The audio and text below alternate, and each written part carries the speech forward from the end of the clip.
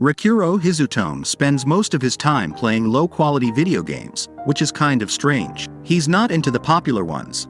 He prefers the ones that aren't so great. After finishing one of these games, he's on the lookout for another when he's told about a fantastic game called Shangri-La Frontier. Surprisingly, his skills from playing all those trash games come in handy when he starts playing this new one. The story starts with a character named Faria thanking a masked man for defeating the Dark Lord. But this masked man, Sunraku, doesn't seem too happy about it. He even kicks Faria, claiming she's the real villain. Then, suddenly, it's game over. Rikuro, our main character, celebrates finally beating Faria Chronicles, seeking revenge on Faria herself. It's clear he's really into this game. Rikuro lives in a world where virtual reality gaming is huge, but he's not interested in the popular games. He's what you might call a freak for preferring the flawed ones. As he heads to school on the last day before summer break, he seems tired from gaming. And there's a girl at school who seems to be planning how to talk to him. Just as this girl, Rei Saga, is about to make her move on him, one of Rikuro's gamer buddies swoops in and whisks him away. Later, Rei heads to a game store called Rock Roll. She meets Mana, the owner, who quickly figures out she's looking for Rikuro. But Rei denies it, pretending she's just browsing. Yeah, right. Turns out Rei's a gamer too, so it's not strange to find her here. Mana tells Rei that Rikuro might not show up soon because he's trying to crack some trashy game. They chat about how awful the game is when Rikuro suddenly walks in, asking Mana for more garbage games. Before Mana can respond, Rei disappears, hiding behind a shelf.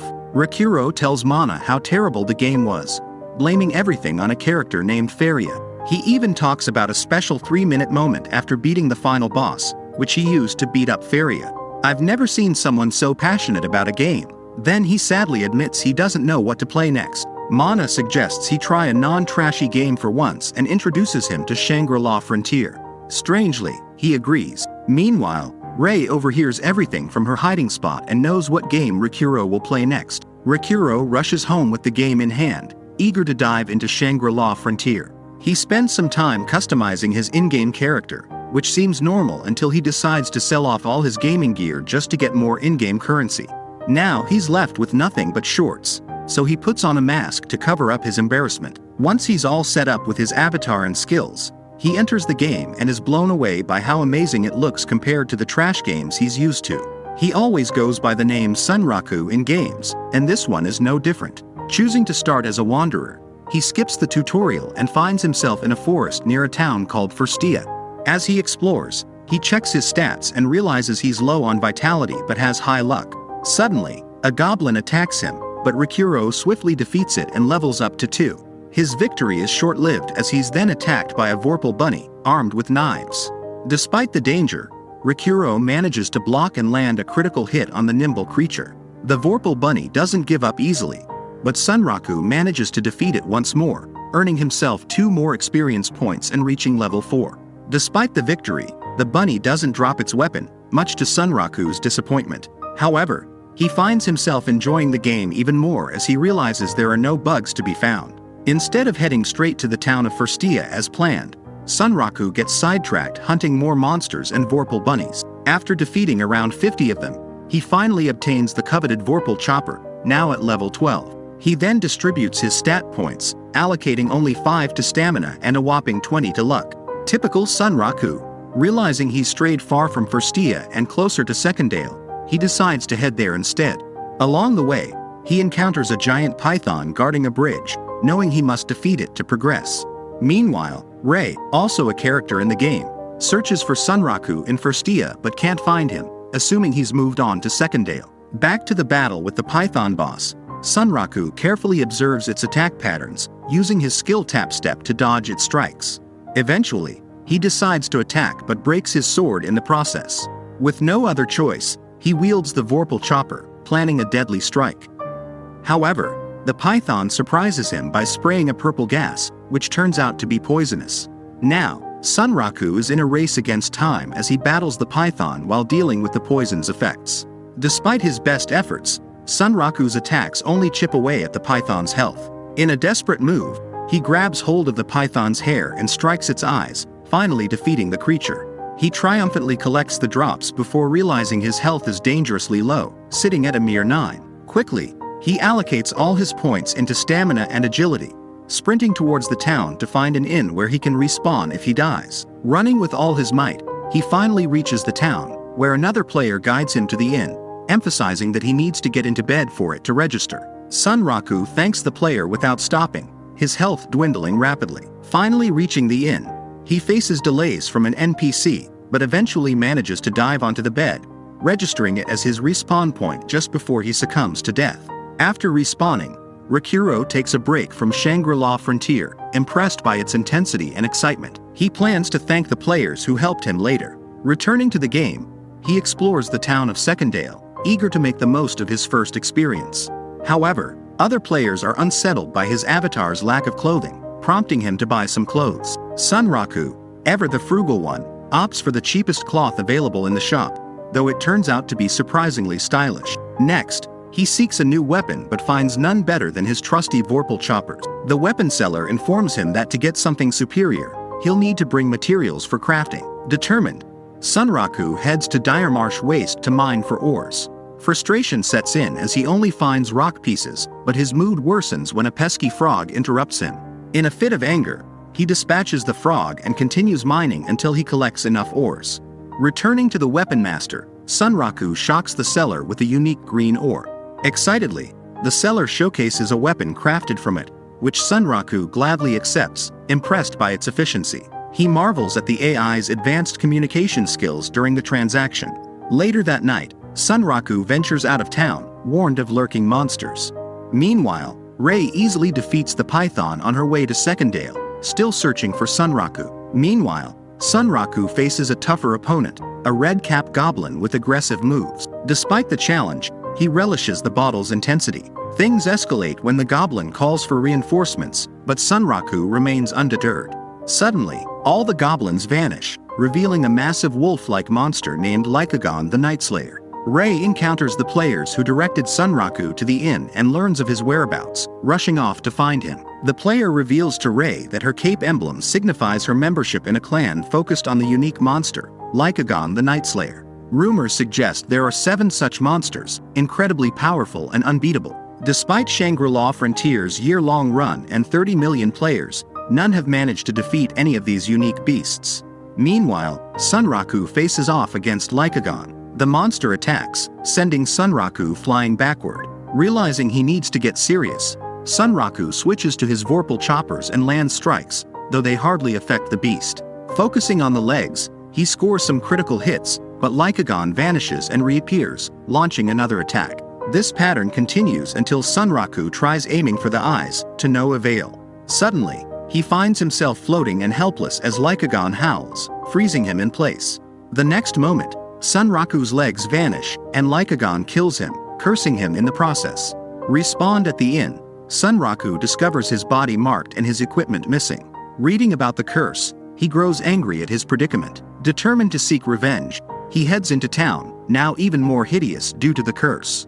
In an alley, he encounters a Vorpal bunny of a different caliber, who leads him to a secret door. Following the bunny inside, Sunraku steps into the unknown. Rikuro explains that he's encountered something like this before in the game guide, known as unique scenarios. These scenarios are shrouded in mystery, with unknown locations, unlocked times, and contents, making the skills gained from them highly prized. Sunraku suspects his luck stat is responsible for his current situation and resolves to make the most of it. Stepping through the door, he enters a realm called Rabbituza, filled with nothing but bunnies. The same bunny who led him here appears again, chattering endlessly before taking Sunraku to meet his boss.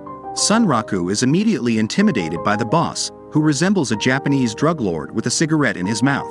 Introducing himself as Visash, the boss leaves Sunraku feeling petrified. Meanwhile, Rei searches for Hizutome at the game shop, explaining her quest to Mana.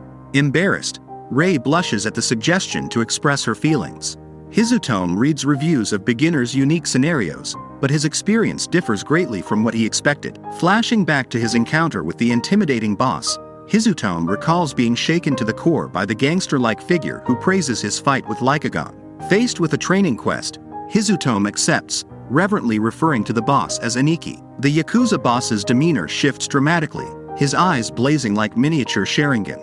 Sunraku feels a chill down his spine, fearing for his life as he realizes his mistake in addressing him as Aniki. The boss approaches him, and the tension in the air is palpable. Suddenly, the boss grabs Sunraku, but instead of violence, he laughs, expressing his liking for him and instructing him to call him Vosh, though acknowledging Sunraku as his underling. As Vosh departs, he assigns Amul, the talkative bunny, to look after Sunraku and places a collar called Vorpal Soul Collar on him, limiting his power. Meanwhile, Hizutone tries his hand at a new game but faces defeat. He shares his experiences with his challenger, discussing the challenges of the game, particularly his encounter with Lycagon. Determined to defeat the unbeaten monster, Hizutone refuses to give up.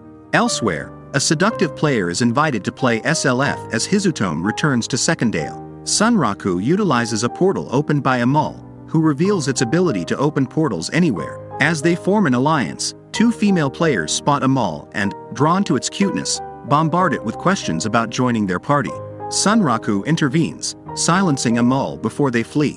However, one of the players manages to take a screenshot before they escape to the outskirts of town. Just as Sunraku is about to inquire about a line in the curse, they hear a screech, signaling impending danger. As the ram charges towards Sunraku, it catches sight of the curse marks on him and tries to flee, but Sunraku refuses to let it escape unfinished. He gives chase and ultimately defeats it, impressing Amul with his skills. Eager for more action, Sunraku and Amul sprint off to face more monsters, leading them to a territory inhabited by a creature known as the Mud Digger. This monster resembles something out of a Brazilian horror movie, with the appearance of a great white shark but with 4 legs. Sunraku learns of a peculiar rule in the mud: one foot must be fully immersed before the second can move, rendering movement difficult. Despite the odd setup, Sunraku faces off against the Mud Digger, evading its attacks with a skill called Slide Move. However, his counterattack only inflicts minimal damage, leaving him vulnerable as he waits for his skills to recharge. Just in time, Amul casts a spell, sending the Mud Digger flying momentarily. Sunraku rushes to capitalize on the opportunity, but the monster recovers quickly. With Amul's assistance, Sunraku manages to incapacitate the Mud Digger temporarily. However, their victory is short-lived as the creature disappears into the mud dunes. Sensing danger, Sunraku realizes the Mud Digger's approach from below, swiftly pushing Amul to safety before being launched into the air by the monster's sudden emergence. As he plummets towards the ground, Amul once again proves invaluable. As Sunraku plummets towards the ground, Amul rushes to his aid, unfurling a scroll and casting a spell that teleports them just above the Mud Digger. Utilizing the free fall velocity, Sunraku executes a devastating headbutt skill called Meteor Fall, dealing a powerful blow that sends the Mud Digger reeling. Sunraku levels up immediately following the victory. Returning to the city, Sunraku ponders how to conceal Amul's true form once they're back in civilization.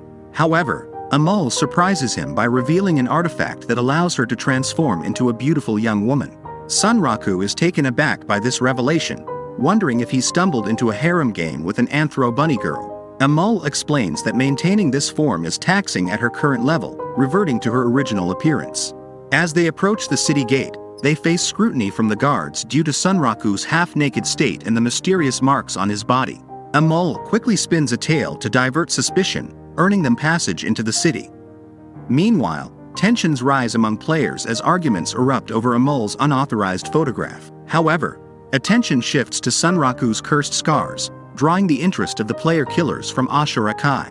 Saiger offers Sunraku protection, intrigued by his connection to Lycagon. Amidst the chaos, Animalia attempts to coax Sunraku into revealing how to tame Vorpal bunnies before they are interrupted by an unexpected attack from Arthur Pensilgan. The anime delves into Sunraku's first encounter with Arthur in the garbage game Unite Rounds, which was meant to be a cooperative battle against hordes of enemies. As the players grapple with the frustration of low drop rates in the game, cooperation gives way to competition as they resort to theft and manipulation. Among them is Pensilgan, a cunning and merciless player who thrives on causing chaos and mocking others. Sunraku and Katsuo find themselves at Pensilgan's castle, supported by rebel troops. In Shangri-La Frontier, Pensilgan launches a fierce attack on Sunraku, aiming to end him with poisoned arrows. Sunraku narrowly dodges her strikes and manages to deflect the final arrow. Animalia recalls Pensilgan's notorious reputation as the Giant Killer, second in command of Asura Kai, known for ambushing higher-level players. As tensions escalate, Amul's disguise begins to falter, triggering a violent confrontation between her and Pencilgun. Pencilgun reveals that her boss wants Sunraku to reveal details of the unique scenario, placing a target on his back until he complies. Sunraku realizes Pencilgun's aim is to prevent him from reaching the town gate, offering him a chance to escape. Animalia's defense of a mall provides a distraction, allowing Sunraku to make a break for the gate, only to be intercepted by more Asura Kai members. Rei intervenes, swiftly dispatching one of Pencilgun's allies. Motivated by her sister's defense of Sunraku, Rei tracks him down and comes to his aid. Pencilgun acknowledges Sunraku's potential to contribute to her plans, recognizing his abilities as a player of Shangri-La Frontier could be instrumental. The project Animalia alludes to could be related to exploiting Sunraku and Katz's prowess in Shangri-La Frontier to achieve some larger goal within the game world, possibly involving strategic gameplay or advancing in-game objectives. As the story briefly revisits Rei's initial encounter with Yuuto, her admiration for him grows, and she finds joy in supporting him against the threats posed by Asura Kai. However, Pencilgun's downfall due to Animalia's curse leads to both players' demise, highlighting the sacrifice required by the curse's powerful effects. Sunraku seizes the opportunity to escape amidst the chaos, using unconventional methods to navigate his way to safety, while Rei remains lost in her thoughts, savoring the memory of her interaction with Sunraku. Upon reaching the town, as they enter the Vorpal Coliseum, Sunraku learns of the challenge ahead, facing 10 opponents using only Vorpal weapons. Despite the daunting task, Sunraku remains confident in his abilities, eager to confront the challenges that lie ahead. Meanwhile, Rei envisions a future where she and Yuuto form a close bond, imagining the joy of sharing everyday experiences together, such as walking to school. Sunraku's journey through the Vorpal Coliseum proves to be a challenging series of battles, starting with a wolf pack that tests his combat skills against coordinated attacks. After identifying and eliminating the alpha, he overcomes the pack with relative ease. However, he faces another unexpected challenge, a single monster with additional creatures attached to it, throwing off his expectations for individual opponents. Despite the diverse array of monsters he encounters, Sunraku perseveres through each battle, though some prove to be more difficult than others.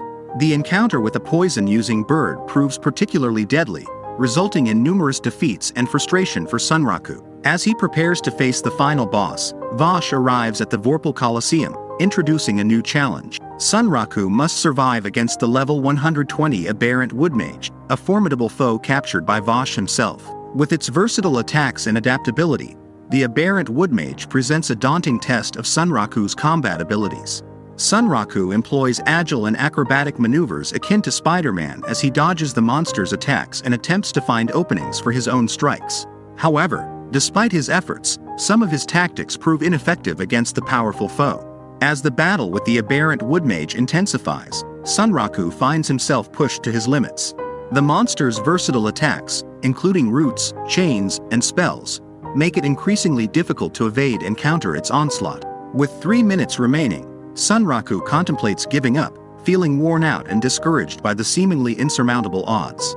However, Sunraku refuses to give in to defeatism, recalling his recent pattern of retreating from difficult situation. He regains his confidence and devises a bold plan to turn the tide of the battle. Using one of the roots as a springboard, he launches himself towards the Aberrant Woodmage, deftly evading its attacks and seizing its magic wand with a well-placed kick. Despite the monster's frantic response, Sunraku manages to disrupt its rhythm and buy himself precious time. With only 45 seconds left, the Aberrant Woodmage attempts to immobilize Sunraku with its roots and chains. Realizing he cannot stop the impending attack, Sunraku tosses the wand away, distracting the monster and allowing the clock to run out. In a triumphant display of wit and perseverance, Sunraku outsmarts the Aberrant Woodmage, mocking its futile attempts to defeat him. However, before the monster can launch another attack, Vosh intervenes, delivering a decisive blow that ends the battle. With the defeat of the Aberrant Woodmage, the Vorpal Soul Caller disappears, marking the end of Sunraku's grueling ordeal in the Vorpal Coliseum. As Sunraku considers his options for the next day, he is unaware of the unfolding plot surrounding the new scenario, Vorpal Epic, which appears while he removes his VR goggles and falls asleep. This scenario, recommended for players of level 80 and above, presents a challenge for Sunraku, who is currently only level 31. Despite this, he decides to move to a new city to avoid pursuit by other players. Amal suggests obtaining a disguise for Sunraku to evade detection, and they visit Amal's cousin's store to acquire it. When they reach Thirdrama, Sunraku's disguise is revealed to be quite ostentatious. A costume resembling the Egyptian deity Medjed, with his entire body covered by a keffiyeh. As they navigate Thirdrama, Amal notices something peculiar, leading her to suspect they already know someone in the area. The scene shifts to Rei, who is seen glaring at them from behind a building, her attempt at concealment failing. Meanwhile, the Asura Kai group regroups after their failed attempt to apprehend Sunraku. Their leader emphasizes the importance of obtaining information from Sunraku, who is believed to be connected to a unique scenario. However, they acknowledge the need to deal with Amal first, as she is protected by a unique monster. Pencilgun, feeling annoyed by the group's discussion, leaves abruptly, indicating she has other priorities. Despite the Asura Kai's shift in strategy due to changes in the game patch, one member feels compelled to pursue Amal for the sake of Set-chan. Sunraku, still disguised, and Amal, in her natural form, encounter Psyger-0. Sunraku, fearing retaliation for an earlier incident, attempts to flee. As Sunraku and Amal make their way to the prismatic forest grotto, they encounter two members of the Wannabes squad chasing after them. While fleeing, Amal reminds Sunraku of their intended destination and directs him towards the ruins. Sunraku shares his plan to deceive their pursuers by pretending to head to the ruins before making a sudden change in direction to throw them off track. The Wannabes fall for the ruse and inform their comrades that Sunraku is headed to the ruins, leaving them waiting in vain. Just as they think they've evaded their pursuers, Sunraku notices a shadow behind him. It's Psyger-0. Despite Sunraku's initial apprehension, Psyger-0 simply wants to send a friend request. Sunraku, caught off guard, ends up revealing details about the unique scenario to Psyger-0, unaware of her true identity or motives. Psyger-0 is thrilled to befriend Sunraku in the game, but Sunraku, shocked by the encounter, rejects her offer of assistance.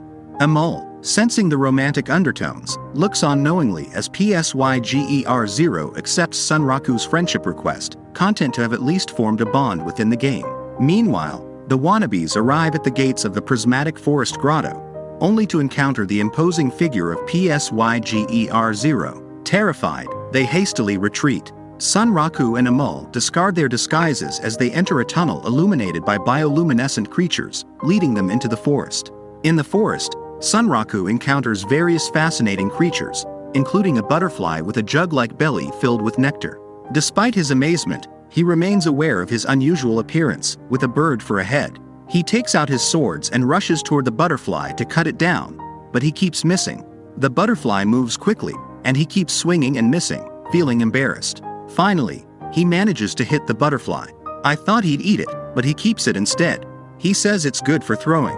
I have some ideas, but let's see what Sunraku does next. After defeating a mantis disguised as a flower, he spots a big beetle fighting bees. He picks up a mushroom and starts commenting on the fight. The bees attack, but their stingers can't penetrate the beetle's hard shell. They keep attacking, but the beetle fights back, using its horn to push them away. Sunraku tries to talk to Amal, but she ruins the moment with a silly comment. Sunraku looks disappointed but continues commenting on the fight.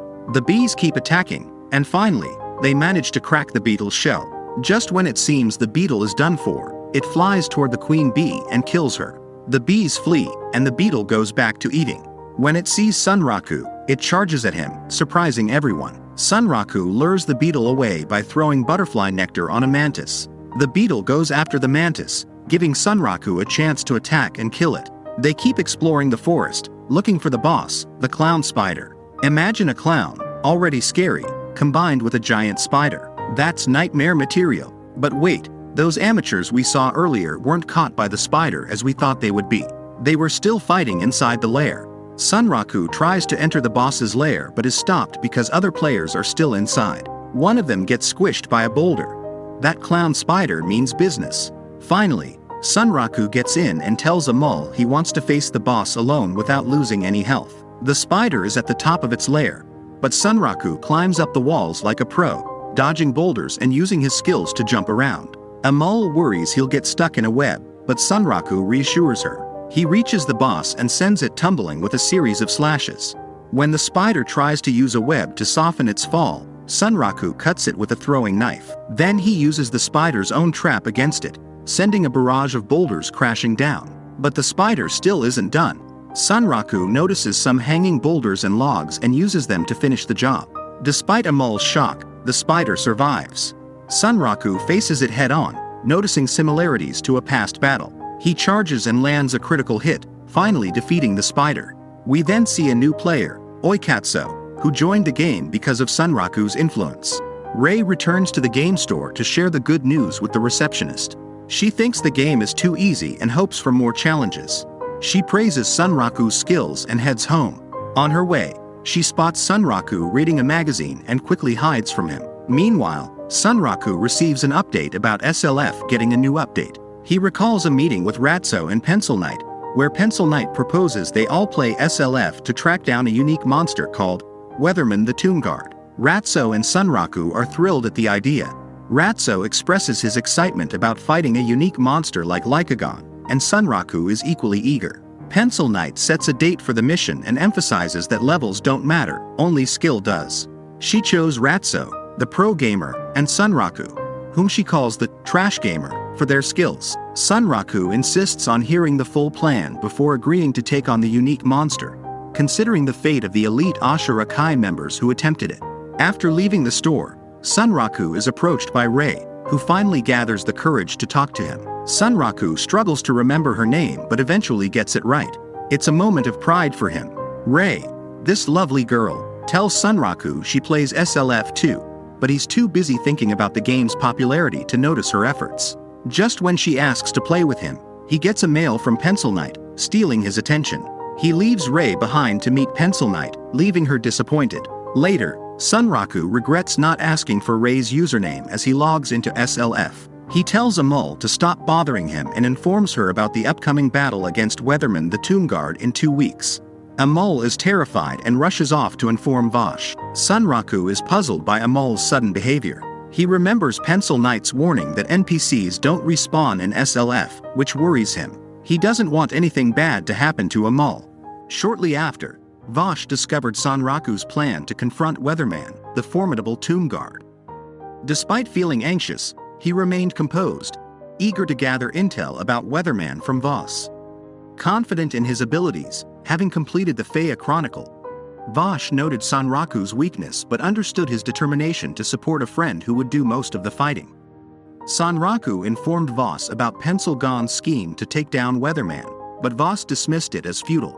Undeterred, Sunraku appealed to Vosh not to intervene, emphasizing his conviction to win with the help of friends.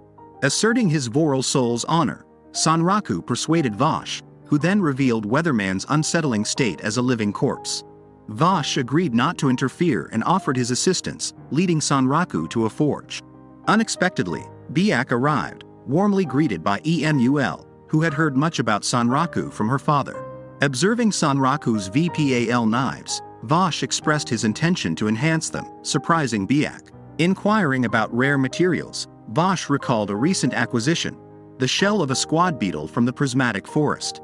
Pleased with the material, Vosh began forging, revealing to Sunraku his long hiatus from wielding the hammer and his identity as a divine craftsman capable of forging lost weapons of divinity, earning him the title of Divine Craftsman.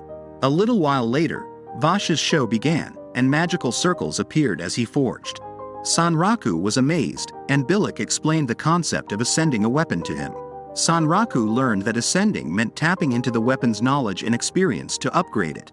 Suddenly, Vosh started singing and pounded on Sunraku's VPAL knives, leaving Sunraku impressed and eager for his new weapons. After a few hours, Vosh completed forging Sunraku's new weapon, declaring the Vorpal chopper had taken its true form. Sunraku discovered he now possessed the twin moon blades, checking their enhanced stats and feeling grateful. However, he realized he needed to reach level 50 to wield them, disappointing him. Later, he met his friends in THD Drama, apologizing for his tardiness. Pencil Gon and Katsu were upset but intrigued when Sunraku revealed information about Weatherman, expressing surprise at Katsu's choice of a female avatar and his quirky nicknames. Sunraku explained Weatherman's status as a living corpse, sparking curiosity about the undead monster Weatherman, the Toon Guard. Pencil Gon excused herself to attend to some matters, instructing the boys to grind in the iron ruins and providing fishing rods and a map to a hidden spot. Before leaving, she caught Emil pretending to be a scarf, teasing Sanraku about his interest in Katsu's reaction. After Pencil Gon left, Emul complained of an earache, surprising Katsu, who was amazed that Sanraku's equipment could talk, allowing Emul to abandon her scarf disguise. In the evening, Sanraku learned that Weatherman had a skill that capped all character levels at 50 at the start of the battle. Pencil Gon had sent her friends to the Iron's ruins of the divinity to grind to level 50 in preparation. The next day, Sanraku and Katsu set out for the Iron's ruins, following a map to a secret grinding spot.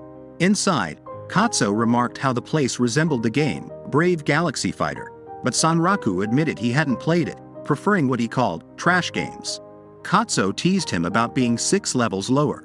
Suddenly, AML warned them about a glowing rock, revealed to be a suppression drone. Katsu engaged the monster, impressing Sanraku with his skills, including a one-punch man move. More monsters appeared, and Katsu explained his buff spell. After the fight, Sanraku shared his stat focus, prompting Emul to praise his Vorpal soul, confusing Katsu.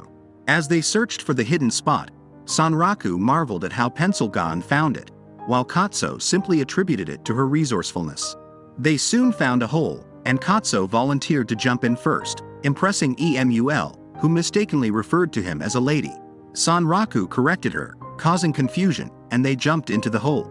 Arriving at the secret location, they found the Tear Light Lake, where Pencil Gon's instructions mentioned a monster called the Lafai Lake Serpent. They began fishing, but Sanraku only caught 1 Lafai salmon, feeling disappointed.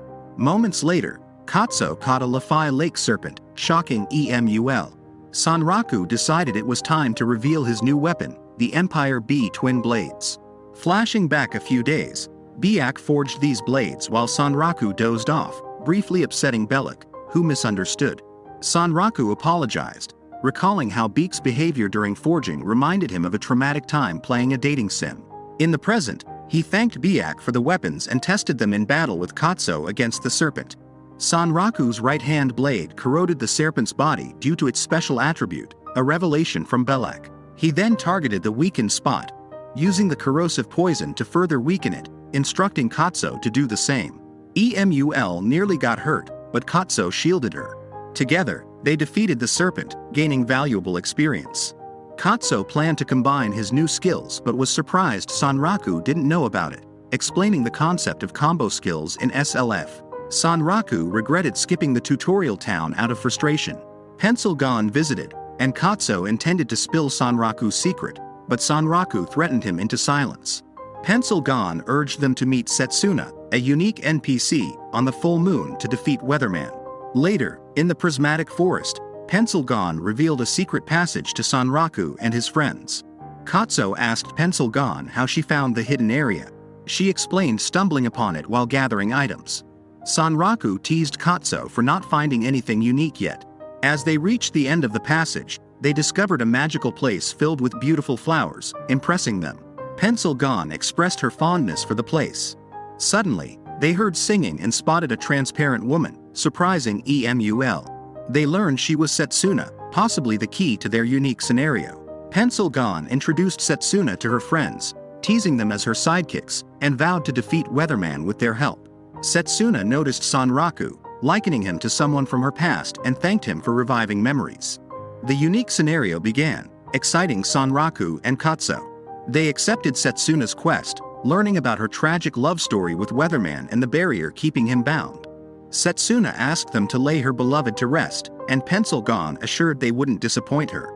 Meanwhile, Katsu and Sanraku were surprised by Pencil Gon's rare sincerity, which angered her. She punished them but admitted to sometimes getting emotionally invested in games. Katsu praised her dedication, stating as a pro gamer, he understood. Sanraku teased Katsu for still not finding anything unique. After the boys argued, Pencil Gon felt grateful to have them as comrades and resolved to defeat Weatherman with their help, confident they would succeed. Emul admired their friendship, while Setsuna also expressed confidence, hoping her beloved would find peace soon. The next morning, Sanraku planned to work on his skills, recalling Emul mentioning a skill garden in Rabbit Tuza.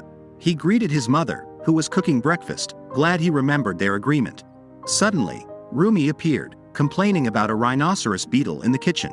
She showed Sanraku pictures of Am, revealing her idolization. Sanraku advised her on privacy and not to stalk celebrities.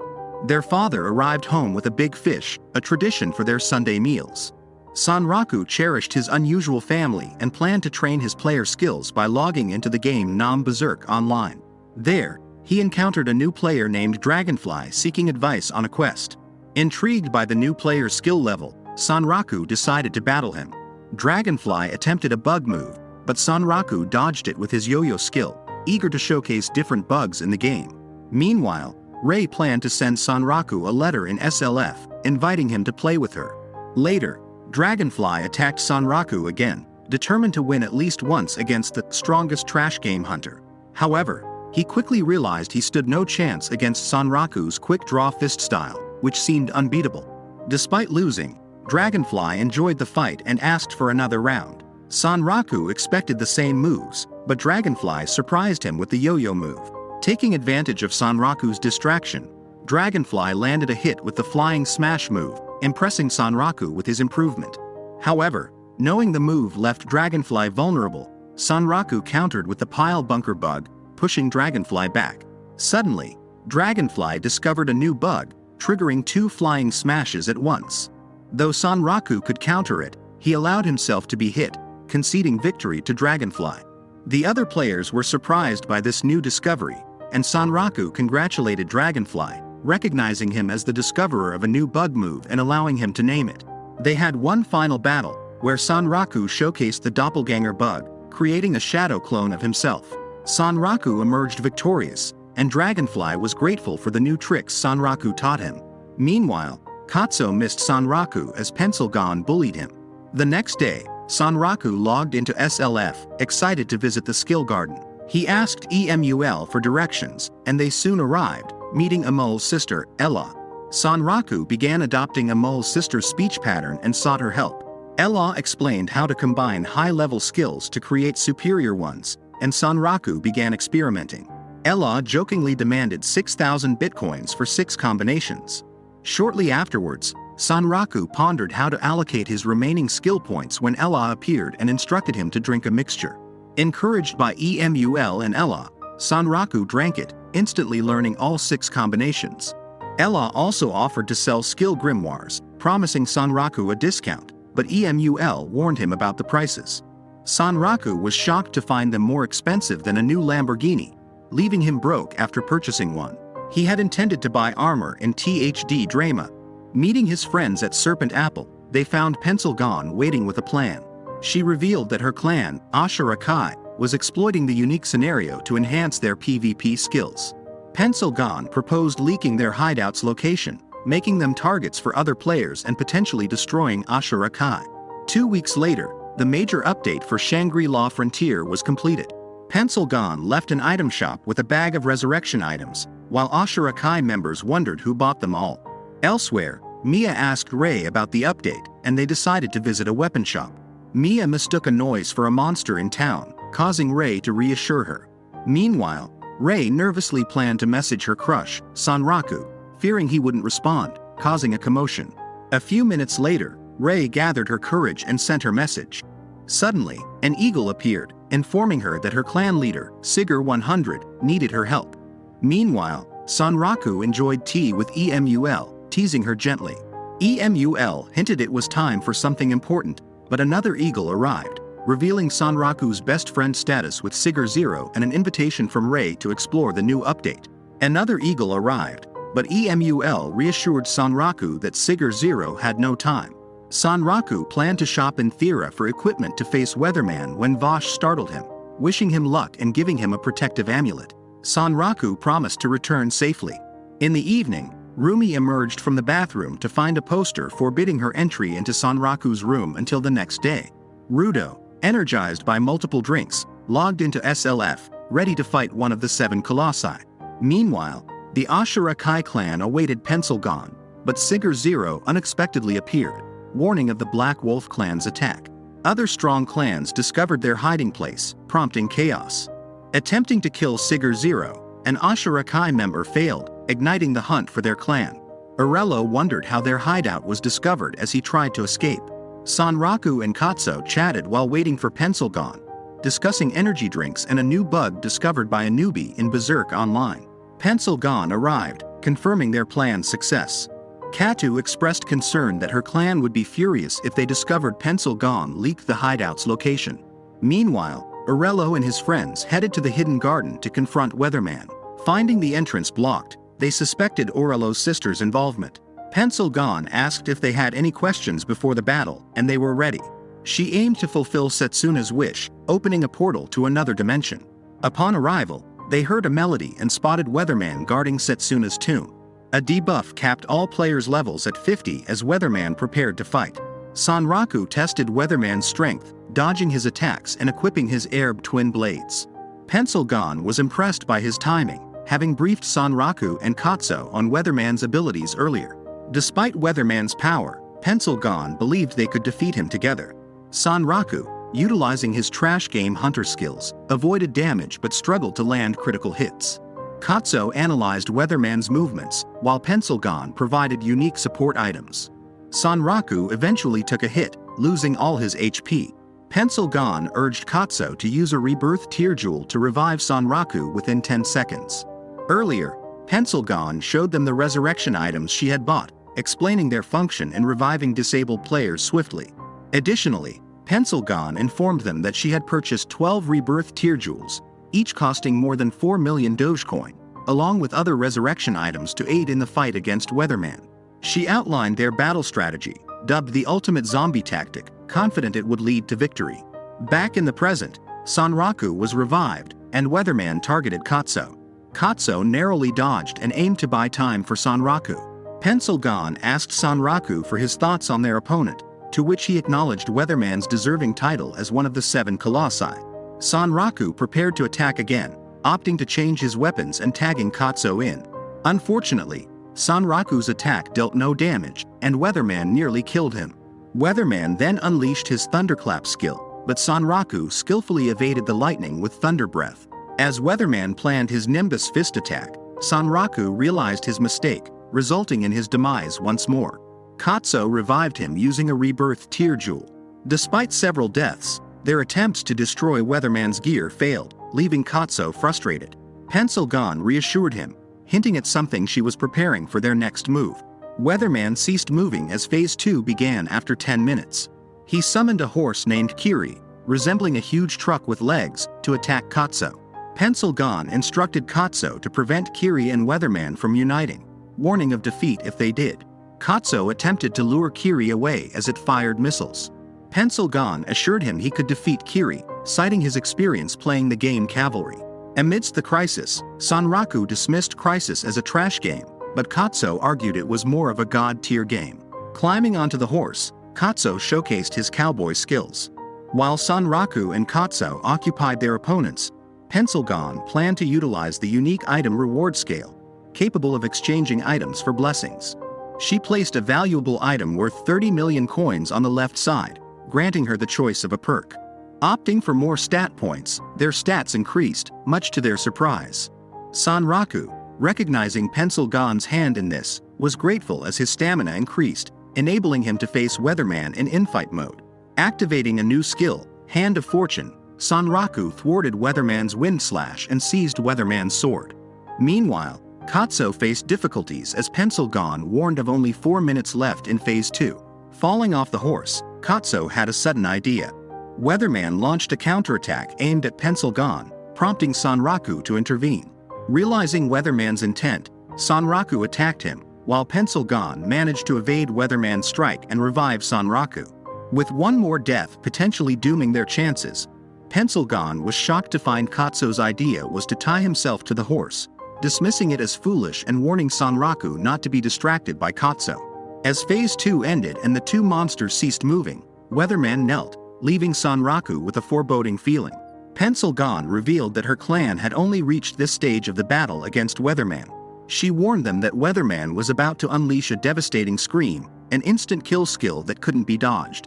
Despite this, Sanraku was confident that Pencilgon had a plan.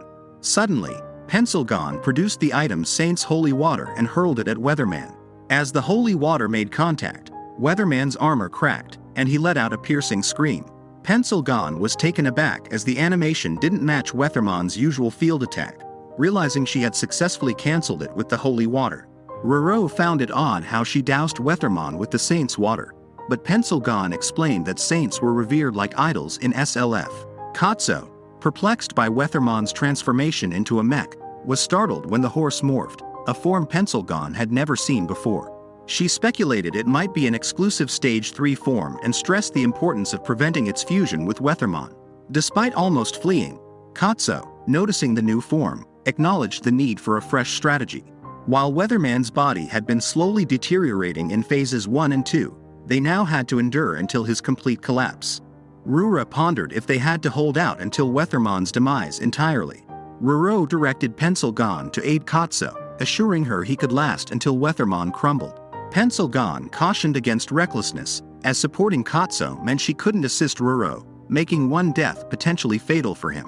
With Pencil Gon's well wishes, Roro readied himself for battle but privately apologized to her, his thoughts consumed by her advice about enduring the time limit. As he evaded an attack, RURL expressed dissatisfaction with the idea of merely enduring for 30 minutes, preferring games that balanced storyline and gameplay. Roro, realizing Weatherman might take damage in his current form, believed SLF offered a compromise between fiction and gameplay. Players who endured the initial 20 minutes were rewarded with the chance to fight back. Shockingly, Roro changed his mask and weapons, donning the new armor made from squad beetle materials. Deviating from the plan, he declared his intent to defeat Weatherman before he could collapse entirely. Roro skillfully used his new helmet to block Weatherman's attack, explaining that he had practiced parrying extensively with it. With his hands free to attack, Roro landed a strike on Weatherman, but was disappointed to see it barely faze him. He had paid a hefty sum to the greedy bunny to prepare for this fight, intending to use his newfound resources to humble Weatherman. Employing a skill called Moon's Reflection as a bluff, Roro followed up with his assassin Pierce, then drilled into Weatherman with another strike. Weatherman fell to his knees, his swords on his back a swordsman's disgrace. Roro laughed maniacally, planning to heap shame upon Weatherman. Kat noticed Roro's crazed laughter, but Pentagon reassured her that it was a positive sign. The greater the underdog Roro appeared, the more his motivation and player skills would surge. However, their victory hinged on holding back Kiri. Kat explained that Kiri could now take damage, which was progress, but Pencil Gon urged them to focus on surviving and drawing Kiri away from Roro. She hoped they could do well enough to pass, but Cell had other plans, attacking Kiri to secure a perfect score. Unfortunately, Cell was swiftly defeated, and Pencil Gon had to revive him. Roro reconsidered his strategy and noticed that Pencil Gon had also given him something called Evil Force, which boosted his stats for 15 minutes. It would elevate his abilities to the level of a level 99, but came with a significant penalty. As the one-sided battle wore on, Pentagon grew weary of the struggle, mirroring the boys' frustration. Kaito, determined to achieve a perfect score, instantly consumes the evil force without hesitation. His vision and senses undergo a dramatic change, but he remains resolute. Pencil Gon explains that the evil force will distort his sense of smell and taste, but Kat is unfazed by these penalties. However, Pencil Gon reveals the true cost. Katsu's level will decrease by 1 every 30 seconds for the next 15 minutes, even after the fight ends. This revelation shocks Kat, realizing the long-term consequences of his decision. Meanwhile, Pencil Gon maximizes her buffs, and Katsu combines his black and crimson attacks to unleash the powerful combo, Spirit Fist, against Kiri. With Kiri momentarily staggered, Pencil Gon aims to target its weak point, but her attack is cut short when Kiri retaliates, causing her to lose an arm. They realize that Kiri's armor around its waist must be protecting its vital parts, but they're unsure how to penetrate it. On the other hand, Roro has mastered the head parry SL combo, taunting Weatherman and unleashing his skills with the new moon blades. Despite Weatherman's overwhelming power, Roro's strategic use of his abilities, including Climax Boost and Hunger Wolf, allows him to optimize his combat performance. By managing his HP and hunger levels meticulously, Roro believes he has a chance to emerge victorious in the fight. With his skills finely tuned and his hunger level perfect, Roro is confident in his ability to turn the tide of battle. Roro prepares to parry another incoming attack from Weatherman, but to his surprise, the attack never comes. Weathermon, fixated on the necklace Emile gave Ruro, repeatedly mentions the name, Alice, and ID key fragment. Ruro realizes that Weathermon is not reciting an incantation but rather speaking coherently. This revelation prompts Ruro to reconsider his initial assumption about Weathermon merely being an animated corpse controlled by machinery. He now suspects that Weathermon might be something more than that. Despite the unexpected turn of events, Ruro remains focused on the battle, refusing to let anything distract him. Weathermon, determined to fulfill some vow, unleashes a powerful attack called Clear Sky Conquest, signaling his intent to engage in serious combat. Ruro initially mocks Weathermon for resorting to another wind slash, but his confidence wanes as Weathermon begins chaining attacks with minimal delay between them. As Weathermon launches a series of relentless attacks, Ruro struggles to keep up with the onslaught. He manages to fend off Weathermon's Tidal Rush, but soon finds himself overwhelmed by a new move, Ash Blizzard. With his stamina dwindling and his dodge skills running out, Ruro realizes that he's in serious trouble if Weathermon continues his relentless assault. Despite the dire situation, Ruro maintains his confidence, declaring that Weathermon will need much more than this to defeat him. He considers his options but is caught off guard when Weathermon executes another Clear Sky Conquest attack. Unable to evade, Ruro braces himself and attempts to parry the attack with his helmet. However, Weathermon's attack slices through Ruro effortlessly, leaving him incapacitated. Ruro finds himself revived once again, thanks to the timely deployment of a rebirth jewel, and he christens this move his ultimate technique, naming it the Self-Revive. Despite his revival, Ruro's helmet is severely damaged, indicating the destructive effects of Weathermon's Clear Sky Conquest technique on equipment. Weathermon reiterates that he cannot be defeated unless Ruro surpasses his ultimate move, the Clear Sky Conquest. Unfazed, Weathermon resumes his relentless barrage of attacks, combining thunderclap with wind slashes to overwhelm Ruro. As Ruro barely manages to evade the onslaught, he realizes that the sequence of attacks leading up to Weathermon's ultimate move constitutes the Clear Sky Conquest technique. Despite the seemingly random nature of Weathermon's attacks, Ruro deduces that dodging them is a matter of memorization and careful stamina management. He adopts a strategy of maintaining a 3-meter distance from Weathermon, conserving stamina, and minimizing unnecessary movements. However, Weathermon manages to trap Ruro's leg once again, posing a significant challenge. Ruro acknowledges that this moment is the true test of the battle, as Weathermon employs his Sky Clearer attack to deliver an instant kill blow. Despite the overwhelming odds, Ruro revives himself once more, realizing the futility of relying solely on defensive measures against Weathermon's onslaught. He understands that even a fully buffed, max-level player with a powerful shield would be vulnerable to Weathermon's devastating attacks. The inability to dodge once ensnared by Weathermon's trap makes the situation even more dire. He realizes that his self-revive technique won't last much longer. With his last rebirth Tear Jewel used up, he's left with only 5 Divine Life SVs. Knowing that Weathermon's Sky Clear attack strikes every 30 seconds, Ruro calculates that he has only 3 minutes left to live. Recognizing the impossibility of lasting the full 10 minutes required to defeat Weathermon, Ruro understands that he must find another way to overcome the challenge.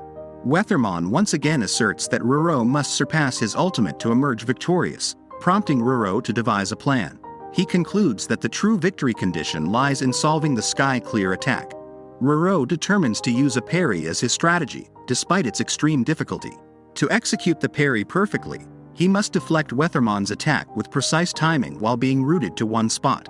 Any mistiming could result in Weathermon destroying his weapon, making it a risky move. Analyzing the cooldowns for his abilities and his health bar, Ruro focuses on preparing for that critical moment. Meanwhile, Kaito and Penelgon continue their battle against Kirin. Penelgon makes the bold decision to end her own life temporarily, using resurrection to return with a brand new hand. With renewed determination, they work together to restrain Kirin, aiming to uncover its vital points. Kaito, powered by the buffs he gained from Penelgon's actions, uses his whips to throw the robot off balance as they strategize their next move. As Kaito and Penelgon continue their intense battle against Kirin, Kaito employs every whip he has to pin the robot to the ground. Penelgon, recognizing that their opponent isn't human, focuses her attacks on Kirin's toughest parts, eventually pinpointing its waist as the likely location of its vital points. With Catel's buffs wearing off and Penelgon's weapon on the verge of breaking, they realize they need to act fast.